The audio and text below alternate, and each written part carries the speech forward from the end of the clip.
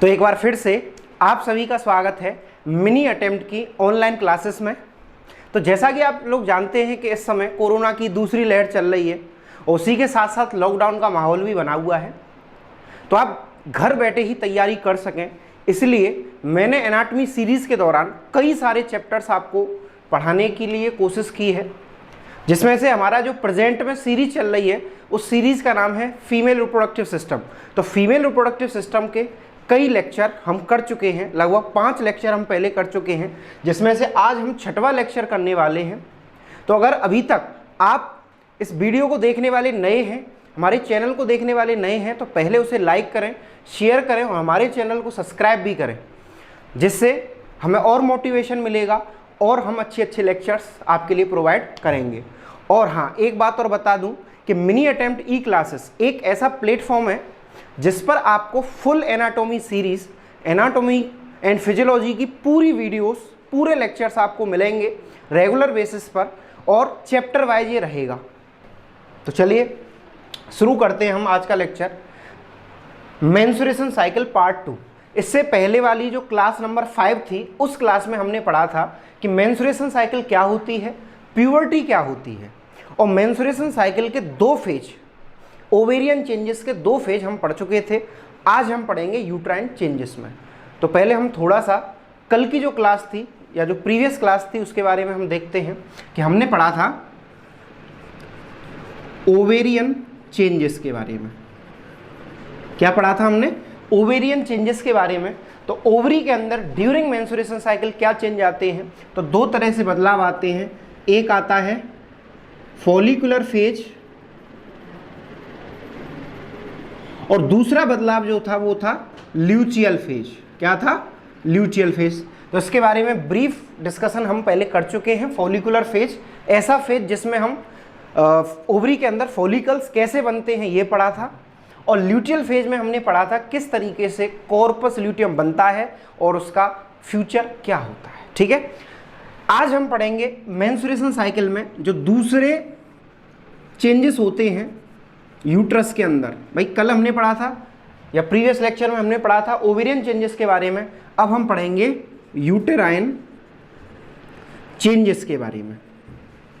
तो uterine changes क्या होते हैं, कैसे होते हैं? तो यूट्राइन चेंजेस हम 3 टाइप से स्टडी करेंगे।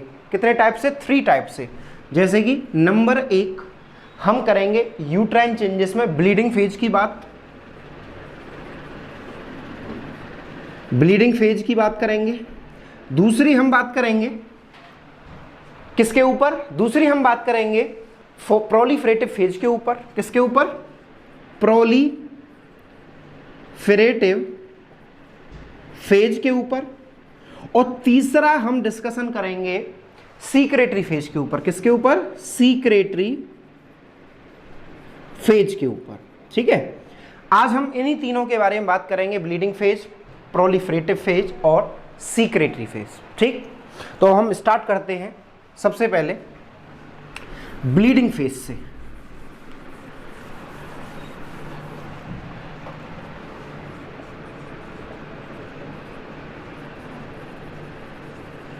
तो यूट्राइन चेंजेस में सबसे पहले हम आज बात करेंगे ब्लीडिंग फेज की। तो यूट्राइन चेंजेस जैसा कि नाम से ही क्लियर होगा कि ड्यूरिंग द मेंस्ट्रुएशन साइकिल जो बदलाव यूट्रस के अंदर देखने को मिलते हैं। किसके अंदर? यूट्रस के अंदर, जिसको हम हिंदी में क्या कहते हैं? गर्भाशय। माने जिस जगह पर फीटस गेस्टेशन पीरियड के दौरान यानी 9 महीने के समय तक रहता है, उस शेल्टर को, उस घर को हम क्या कहते हैं? यूट्रस। और उस यूट्रस के अंदर होने वाले बदलाव को हम यूट्राइन चेंजेस में पढ़ते हैं, जो कि मेंस्ट्रुएशन साइकिल के दौरान होते हैं। ठीक है, तो यूट्राइन चेंजेस में हम क्या पढ़ेंगे? यूट्रस के अंदर मेंस्ट्रुएशन के दौरान होने वाले बदलाव। ठीक है, तो सबसे पहले बात आती है ब्लीडिंग फेज। तो ब्लीडिंग फेज नाम से ही क्लियर हो रहा है, ब्लीडिंग का मतलब होता है ब्लड का बहना। क्या होता है? ब्लड का बहना। ठीक है, ब्लीडिंग को हम क्या कहते हैं? ब्लड का बहना कहते हैं, यानी खून का निकलना। और फेज माने एक चरण हो सकता है, तो ऐसा फेज जिसमें क्या होता है, ब्लीडिंग होती है। ब्लीडिंग क्या होता है, मेंस्ट्रुएशन का ऐसा फेज जिसके अंदर ब्लीडिंग हो उसे हम क्या कहते हैं, ब्लीडिंग फेज कहते हैं। और इसी फेज को हम कैटामेनिया भी कहते हैं। क्या कहते हैं, कैटामेनिया। ये कैटामेनिया क्या है, ब्लीडिंग को ही हम कैटामेनिया मेडिकल टर्म में कहते हैं। ठीक है, तो ऐसा फेज जिसमें ब्लीडिंग होती है उसे हम कैटामेनिया कहते हैं। और कैटामेनिया मीन्स ब्लीडिंग का होना या खून का बहना। ठीक है, फिर बात आती है इसका ड्यूरेशन कितना होता है। ड्यूरेशन, ड्यूरेशन मीन्स कितने समय के लिए ये फेज चलता है। तो ये फेज चलता है 1 से लेकर के 5 दिन तक। कितने दिन तक चलता है ये, 1 से लेकर के 5 दिन तक। मैंने आपको कल बताया था कि टोटल जो मेंस्ट्रुएशन साइकिल है, यानी प्रीवियस क्लास में हमने डिस्कस किया था कि टोटल मेंस्ट्रुएशन साइकिल होती है 28 दिन की। कितने दिन की मानी जाती है, 28 दिन की। तो 28 दिन में से पहले 5 दिन, कितने, पहले 5 दिन ये ब्लीडिंग फेज चलता है। कौन सा फेज चलता है, ब्लीडिंग फेज चलता है। अब हमारे मन में ये सवाल उठता है कि ऐसा इस फेज में क्या होता है कि ये ब्लीडिंग स्टार्ट हो जाती है और ये हमें विजिबल होती है, देखने को मिलती है। तो ध्यान से सुनिएगा, ध्यान से देखिएगा कि ब्लीडिंग फेज में ऐसा क्या चेंज आता है या यूट्रस के अंदर ऐसा क्या बदलाव आता है कि ब्लीडिंग स्टार्ट हो जाती है, कैटामेनिया हो जाता है। तो सबसे पहले हमने ल्यूटियल फेज, जो कि हमने प्रीवियस लेक्चर में पढ़ा था, उसमें हमने ये पढ़ा था कि कॉर्पस ल्यूटियम अगर फर्टिलाइज हो गया तो वो कॉर्पस वेरम में बदल जाता है। और कॉर्पस वेरम में बदलने के बाद में वो 3 महीने तक लगातार, जब तक प्लेसेंटा फॉर्म नहीं होता तब तक वो रहता है। ये पढ़ा था हमने। अब ये ब्लीडिंग फेज कब आती है, ये जब होती है जब ओवा फर्टिलाइज नहीं होता। हमेशा याद रखना, ये इंपॉर्टेंट पॉइंट है कि जो ब्लीडिंग फेज है ये तभी होती है जब ओवा फर्टिलाइज्ड नहीं होता। ठीक है, ओवा फर्टिलाइज नहीं होता। जब ओवा फर्टिलाइज होगा तो कॉर्पस ल्यूटियम कॉर्पस वेरम में बदल जाएगा और वो 3 महीने तक परसिस्टेंट रहेगा। लेकिन अगर ओवा फर्टिलाइज नहीं हुआ तो ये कॉर्पस ल्यूटियम कॉर्पस मेंस्ट्रुएलिस में बदलता है और कॉर्पस मेंस्ट्रुएलिस एल्विकन्स में बदलता है और डिसअपीयर हो जाता है। ये हमने ल्यूटियल फेज में पढ़ा था। तो अब हम बात कर रहे हैं ब्लीडिंग फेज में ऐसा क्या होता है। तो जब ओवा फर्टिलाइज नहीं हुआ तो क्या होगा, कॉर्पस ल्यूटियम डिसअपीयर होगा।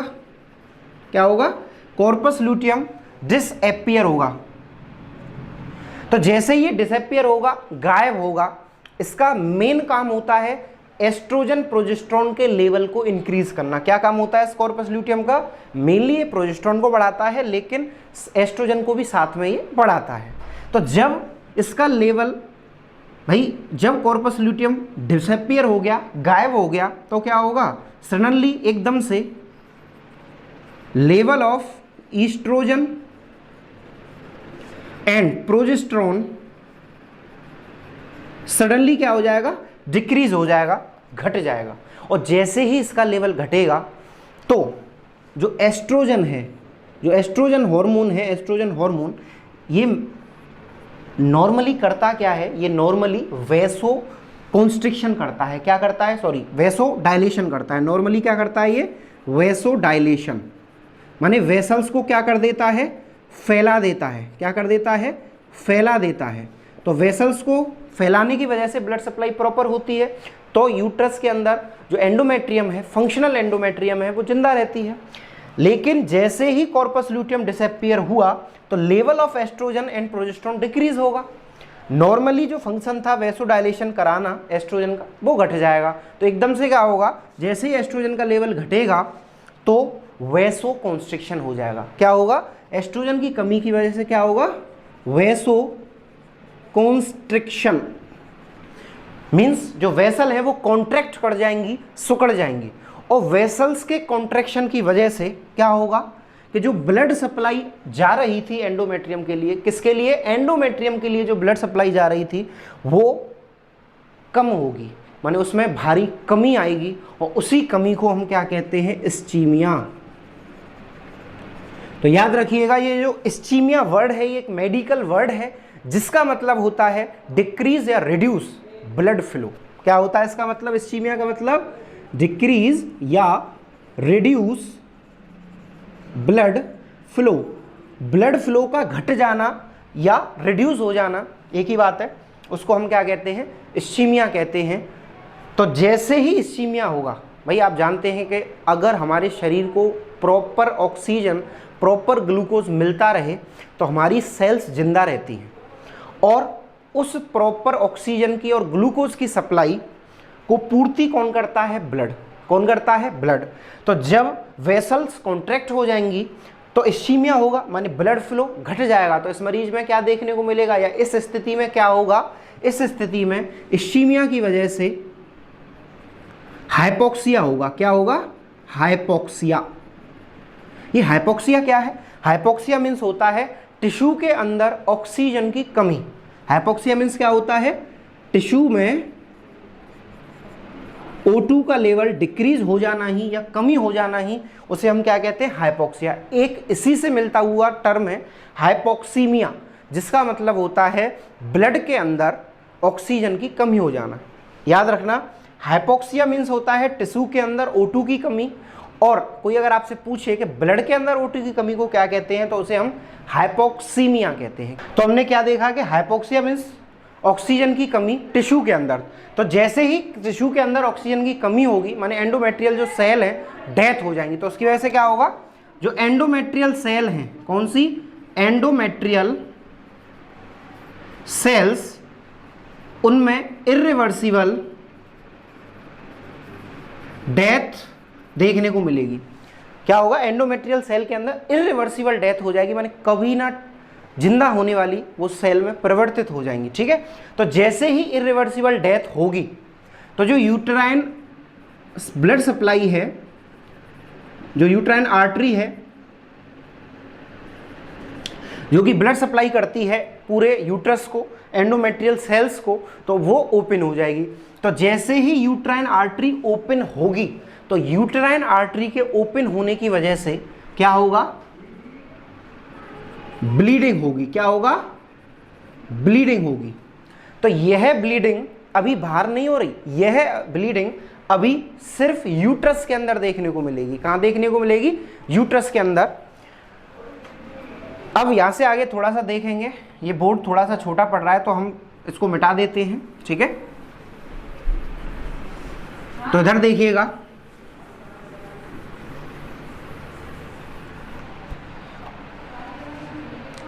तो हमने क्या देखा कि जैसे ही ब्लीडिंग हुई तो ये ब्लीडिंग से आने वाला जो ब्लड है वो किसके अंदर स्टोर हो जाएगा, तो ये स्टोर होने लगेगा यूट्रस के अंदर। ठीक है, तो ये यूट्रस के अंदर इकट्ठा होने लगेगा। इस स्थिति को हम क्या कहते हैं, हेमेटोमेट्रा कहते हैं। क्या कहते हैं इसे, हेमेटोमेट्रा। क्या कहते हैं इसे, हेमेटोमेट्रा कहते हैं। हेमेटोमेट्रा मीन्स होता है यूट्रस के अंदर ब्लड का भर जाना या फिल हो जाना। ठीक है, फिल हो जाना।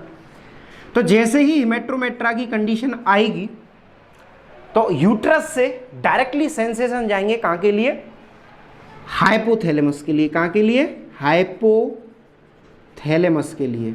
ये हाइपोथैलेमस क्या है, हाइपोथैलेमस ब्रेन का पार्ट है। किसका पार्ट है, ब्रेन का पार्ट है, हमारे मस्तिष्क का पार्ट है। ठीक है, तो जो हेमेटोमेट्रा की कंडीशन हुई जिसकी वजह से हाइपोथैलेमस के लिए सेंसेशन जाएंगे कि जल्दी से जल्दी इस ब्लड को निकालिए, बाहर करिए।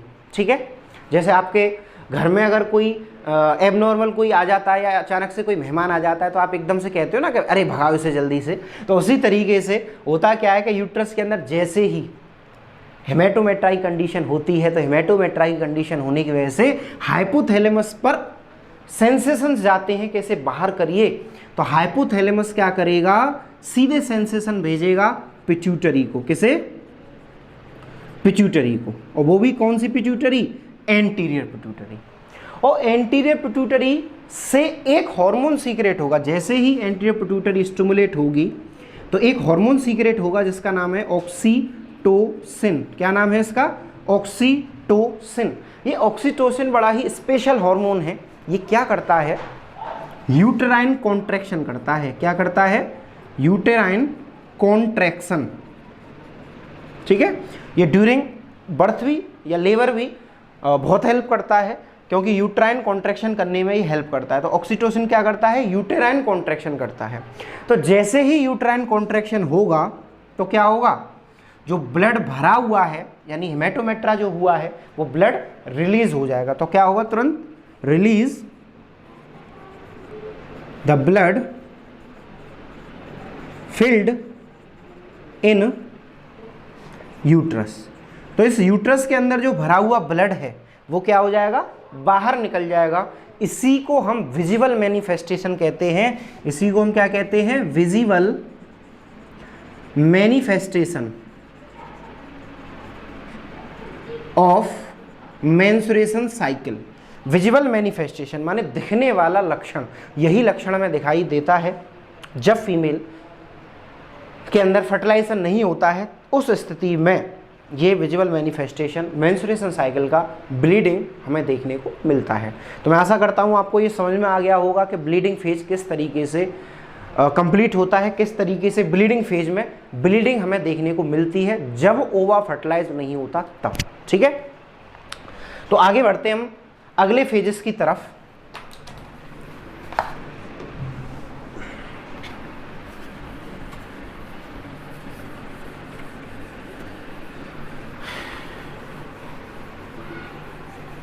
हो सकता है ये क्लास थोड़ी सी लंबी चले, लेकिन कोई नहीं।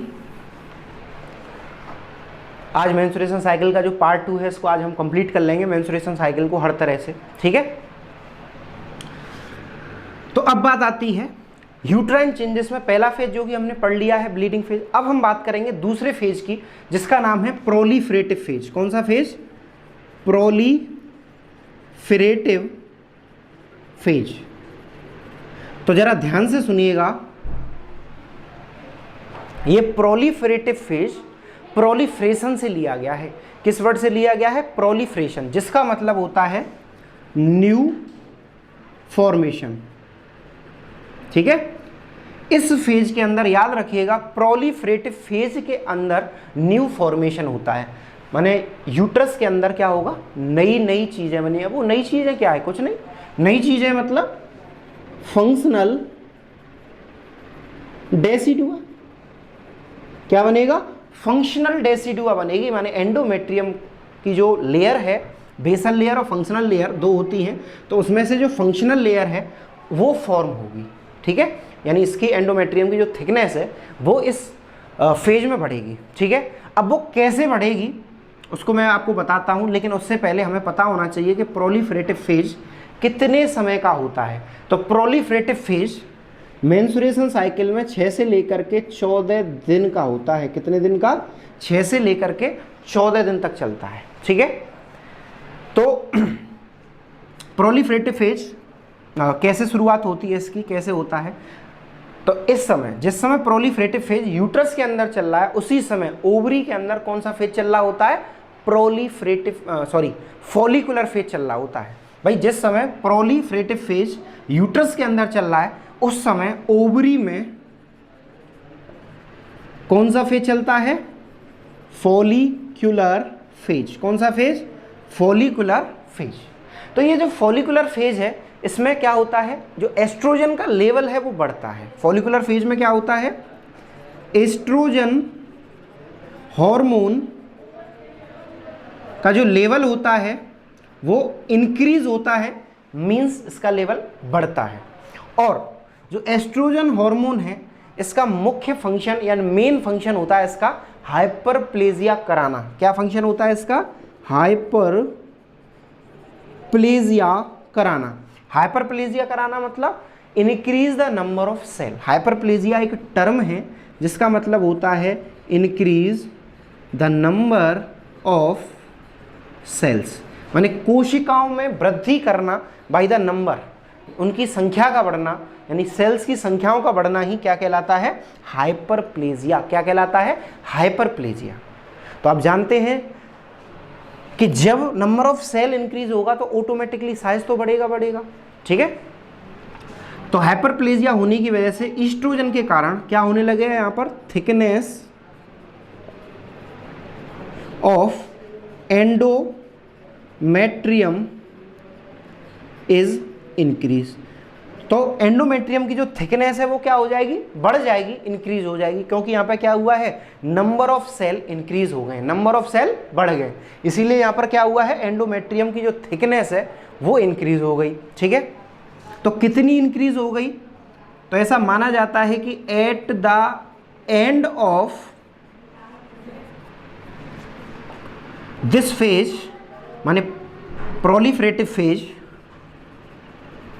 जो थिकनेस है एंडोमेट्रियम की वो कितनी होती है, वो होती है लगभग 2 से लेकर के 3 mm, कितनी 2 to 3 मिलीमीटर या 2 से 3 mm ये इसकी थिकनेस होती है। ठीक है, तो हमने क्या देखा कि जो ब्लीडिंग फेज है उस ब्लीडिंग फेज के दौरान एंडोमेट्रियम टूटी, ब्रेक हुई और वो बाहर निकल गई। अब हमने क्या देखा कि प्रोलिफरेटिव फेज जब स्टार्ट हुआ तो उस समय, जिस समय प्रोलिफरेटिव फेज यूट्राइन चेंजेस के दौरान हम पढ़ रहे हैं, तो उसी समय ओवरी के अंदर फॉलिकुलर फेज चल रहा है, और फॉलिकुलर फेज में एस्ट्रोजन का लेवल बढ़ा हुआ होता है, एफएसएच का भी बढ़ा हुआ होता है।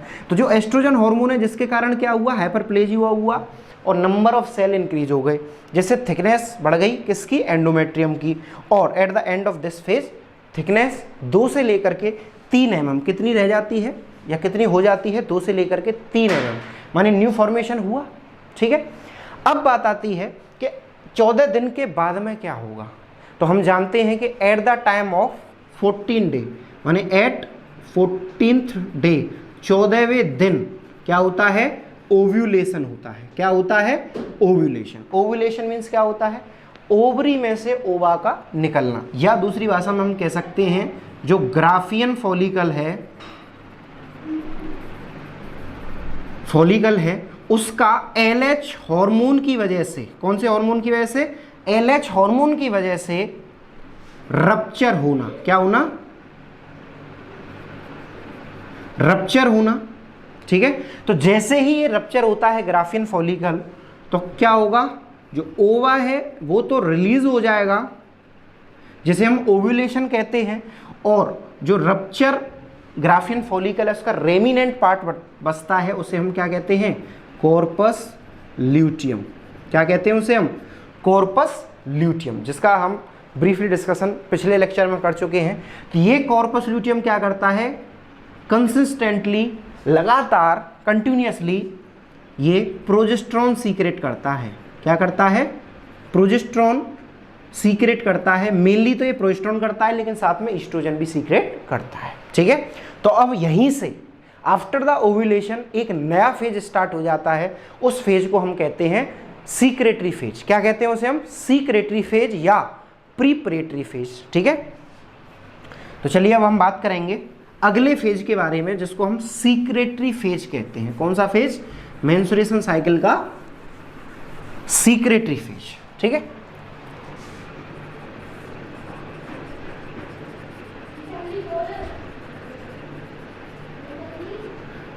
तो नाम से ही क्लियर हो रहा है, सीक्रेटरी फेज माने ऐसा फेज जिसमें क्या होता हो, सीक्रेशन होता हो।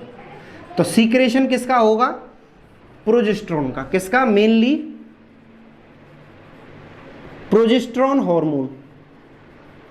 कौन सा हार्मोन, मेनली प्रोजेस्टेरॉन हार्मोन का सीक्रेशन होगा।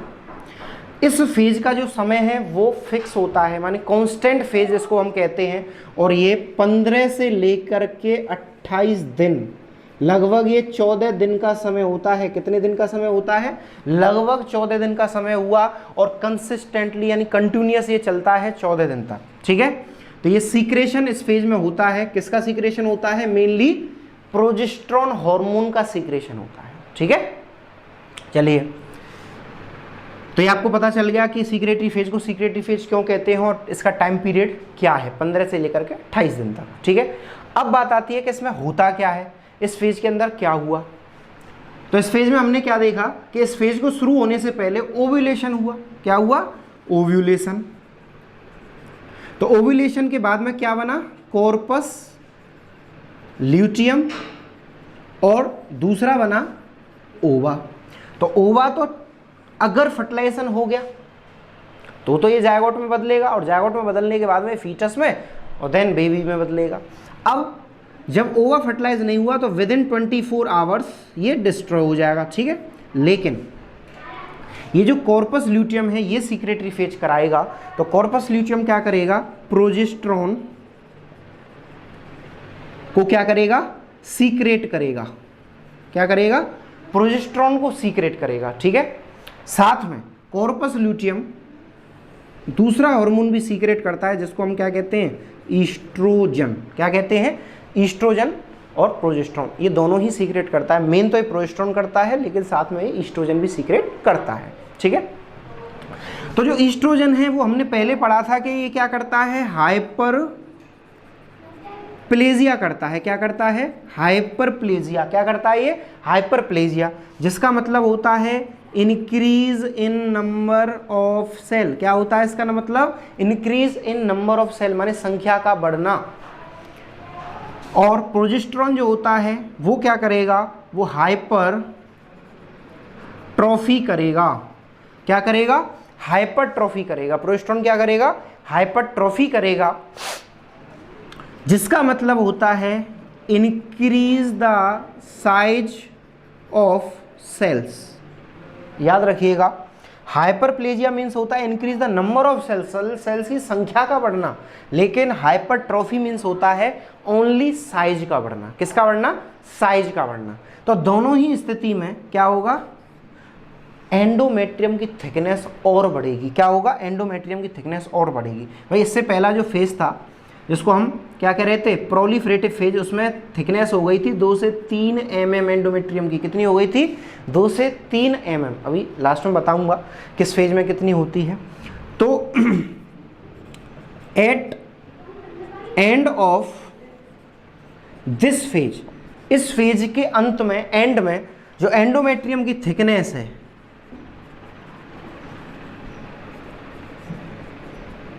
एंडोमेट्रियम की जो थिकनेस है वो कितनी हो जाती है, वो हो जाती है 5 to 6 mm। कितनी हो जाती है, 5 to 6 mm। याद रखिएगा कितनी हो जाती है, 5 से लेकर के 6 mm तक इसकी मोटाई हो जाती है।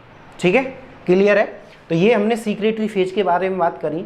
एक छोटा सा एक टॉपिक है जिसको आप ध्यान दीजिएगा, कई बार इससे कंपटीशन में क्वेश्चन आ चुका है कि एंडोमेट्रियम की थिकनेस कौन से फेज में कितनी होती है। ठीक है, कई बार ये क्वेश्चन पूछा गया है कॉम्पिटिटिव एग्जाम में, तो इसको स्टार बना करके लिख लीजिए, कहीं भी नोट कर लीजिए इसको। क्या नोट करेंगे,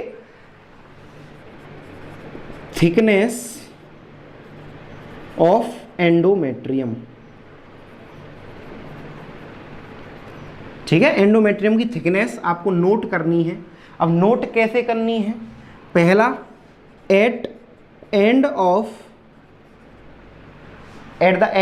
ब्लीडिंग फेज। कौन सा फेज, ब्लीडिंग फेज। तो आप जानते हैं कि ब्लीडिंग फेज के अंदर तो ये डिस्ट्रॉय हो गई, तो ब्लीडिंग फेज में इसकी मोटाई लगभग सिर्फ 1 mm बचती है। कितनी बचती है, 1 mm। याद रखना।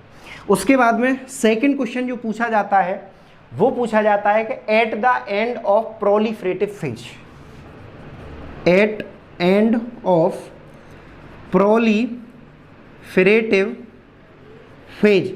तो प्रोलिफरेटिव फेज में इसकी मोटाई कितनी हो जाती है, अभी अभी हमने डिस्कस किया था, इसकी लंबाई हो जाती है 2 से लेकर के 3 mm। तो आप देखते चलिए कि ब्लीडिंग फेज के बाद में प्रोलिफरेटिव फेज और बढ़ गई मोटाई। और तीसरा eight the end of secretory phase. तो सीक्रेटरी फेज पर इसकी जो मोटाई है वो कितनी हो जाती है, 5 to 6 mm। अब यहाँ पर सवाल उठता है कि 5 से 6 mm होने की ज़रूरत क्या है, जबकि ब्लीडिंग फेज में तो ये 1 mm हो गई। तो इसको दोबारा बढ़ने की क्या ज़रूरत है, इसको दोबारा बढ़ने की ज़रूरत ये है कि ये जो मेंस्ट्रुएशन साइकिल है वो रिपीट होती है। कितने दिन बाद, 28 डेज के बाद ये रिपीट होती है। तो इसका बनने का कारण क्यों है, 5 to 6 mm होने का कारण क्यों है, क्योंकि 5 to 6 mm होने का इसलिए कारण है क्योंकि ये इम्प्लांटेशन के लिए ज़रूरी है। किसके लिए, इम्प्लांटेशन के लिए। ये इम्प्लांटेशन मीन्स क्या होता है, जायगोट का यूट्रस के अंदर इम्प्लांट हो जाना, माने स्थापित हो जाना। ठीक है, क्योंकि आफ्टर द फर्टिलाइजेशन, जब फर्टिलाइजेशन होगा तो उसके बाद में ये इम्प्लांटेशन होगा किसके अंदर, जो 5 to 6 mm की बनी है हमारी एंडोमेट्रियम उसके अंदर ये फर्टिलाइज हो जाएगा। ठीक है, तो this is all about menstrual cycle. Thank you very much. Medical से रिलेटेड अच्छे अच्छे लेक्चर्स पाने के लिए हमारे चैनल मिनी अटेम्प्ट्स को सब्सक्राइब करें, लाइक करें, शेयर करें।